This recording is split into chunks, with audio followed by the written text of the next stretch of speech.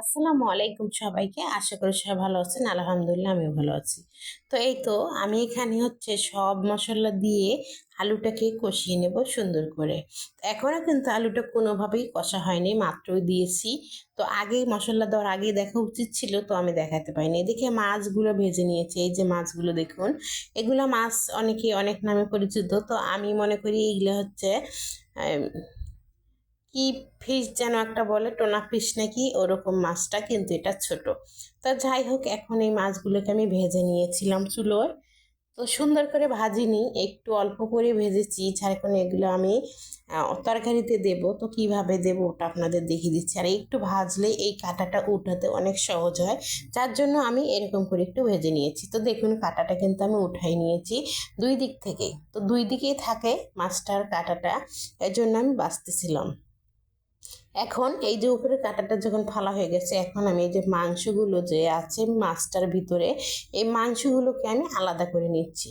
প্রত্যেকটা মাছের থেকে মাংসগুলো আমি আলাদা করে নেব। এখানে কোনো কাঁটা থাকবে না, ঠিক এভাবে আমি বেছে বেছে নেব।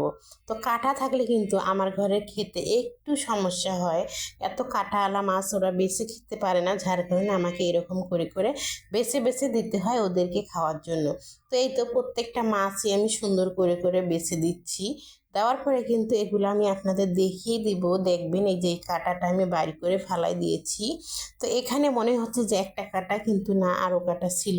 এই যে সমস্ত কাঁটা আমি আলাদা করে রেখে দিয়েছি দেখুন। আর এই যে মাছ এতটুকু পেয়েছি, এটাই আমি এখন তরকারিতে দিয়ে দেব। তো এই যে এগুলো কিন্তু মাছ খেতে খুবই মজা, একদম মাংসের মতো শক্ত শক্ত হয়।